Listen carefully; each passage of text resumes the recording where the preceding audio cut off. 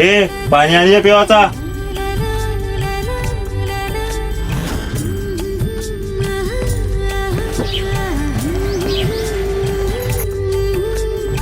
लगेच तर उशीर केल्याचेच का म्हणून आले. पुष्कळ दिवसानं तो एक जुना मित्र भेटला होता रस्त्यामध्ये, त्याच्यासोबत बोलत होतो मी. आज बाजार होता ना. हो.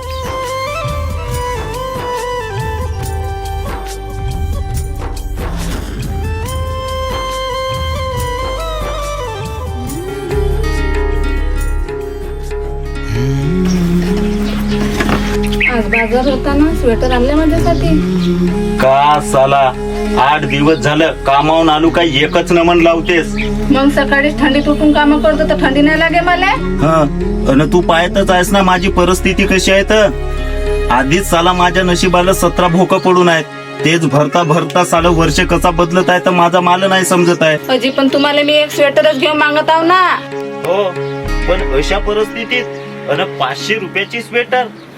तुला तर माहितच आहे आधी माझ्याकडे पैसा पाणी राहत होता, तर तुला कधी काही कमी केलो का मी.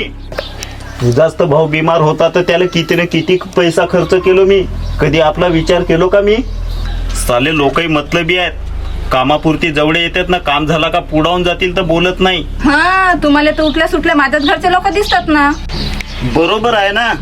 कधी विचारला माले कसा आहेस म्हणून. हा साला जीवनाचा सफर करताना एक गोष्ट समजली मले. जे स्वप्न आम्ही पाहतो ना ते दुसरेही पाहतेत. आणि कोणी किती आपल्या जवळचा राहो आधी आपला पाहतेत. 200 रुपये कमवतो, आधीच तुझ्या बिमारीसाठी कर्ज घेतलं होतो. त्याची किस्तीनं हा घर कसा चालवतो 200 रुपयात तर माझा माले माहीत. राहू द्या आता. चला जेवण करून घेऊन.